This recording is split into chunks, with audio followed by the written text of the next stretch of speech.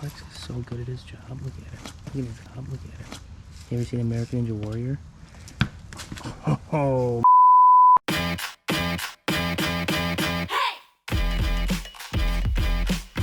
Hey guys, what up? It's Will with Just Add Water. I also have Alex here with me. We are going to start our 2022 winter shutdown season. We want to bring you along, answer questions, do that kind of how-to video. We are out here at a roughly 11 by 16 ecosystem pond. Kind of that basic standard shutdown practices is what we're going to go over. We're going to kind of hit the tips, tricks, what to look for, all of that stuff. Okay, so we are out here at this pond, and just like anything we're going to do, if we're touching your yard, we're going to clean it up, we're going to inspect it, we're going to do things like that. So we're going to give it a quick once over. Looks like everything's been going good. This person is actually on our maintenance route, so we're here frequently enough. We know what to look for and everything. So step one will be, we're going to pull this pump. We're going to open up the skimmer, pull that, shut everything down.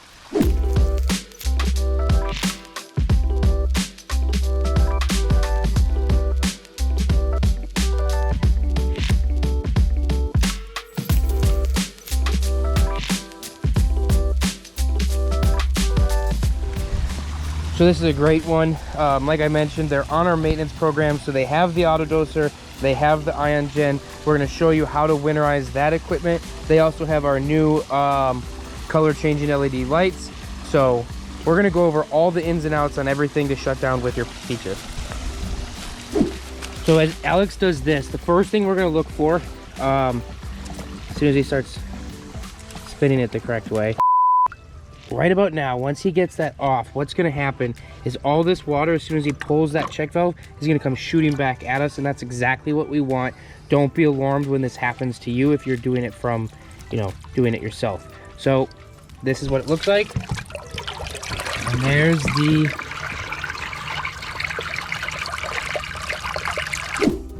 okay. So now that that's done flowing, we wander up here. Check out our biofall here. So we've got these pads, so we're gonna flush these, get them nice and clean. So Alex will take those. We're gonna clean that out, and you can see that little bit of water left is actually probably because our pond is too full. So we're gonna drain the pond down a little bit, and then all that water will continue to come out, and that's how we want it to sit. Okay, so Alex, before he smokes these and cleans them up, we only clean these like during our full service. So we just did that out here, so that's why they're pretty clean.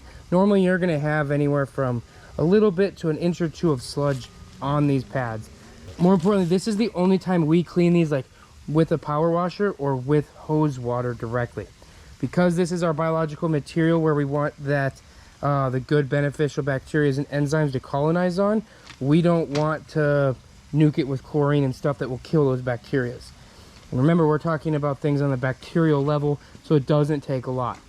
One of the biggest pro tips I have for when cleaning your filter pads, doesn't matter if it's your skimmer, which is this green one, or your biofall pads, which is this black one, when it's actually cold out, unlike today, when you're doing this shutdown, if you're gonna leave them on the patio or the driveway or something in order to let them dry, be very careful, make sure it's not going to freeze. Wet stuff, when it freezes, sticks to things, kind of like licking that pole.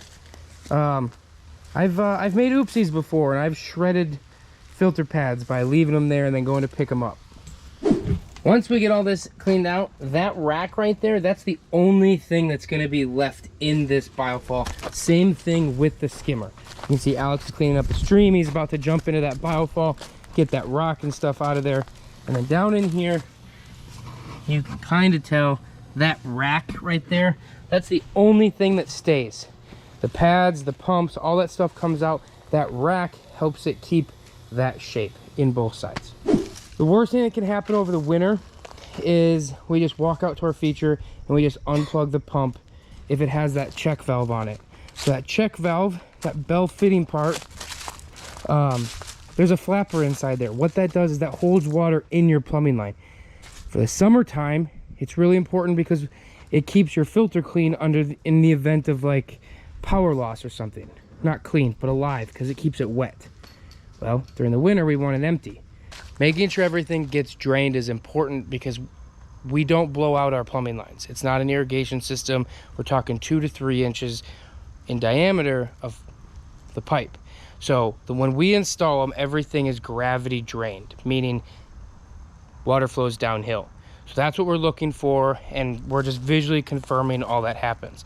If you're in a situation where it doesn't actually drain like that, we put valves on everything. We create our own low spot to maintain that drainable system.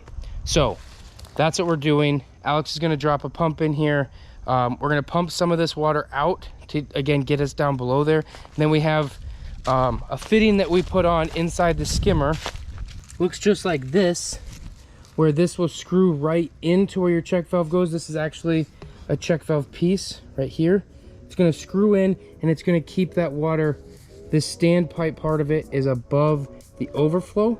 So as the water level changes, ice, all that stuff, we're not going to get water back up into our plumbing line.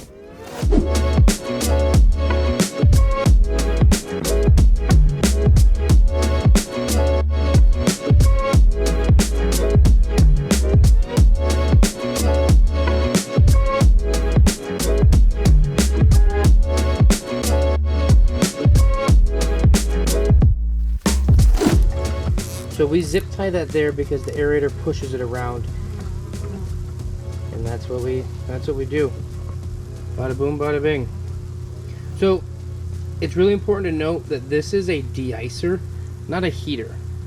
So the de-icer is to keep a hole open in the ice, and I know a lot of them you'll actually get ice to encapsulate over, but this is for gas exchange. You want the bad gases to break the surface tension of the water, and you want the good gas in there. So it doesn't look like there's, you know, a hole open in the ice, but it's literally for gas, like carbon dioxide, carbon monoxide, whatever's, you know, all these leaves that are going to break down, that's what you're getting to escape. It just has to leave the surface tension of the water.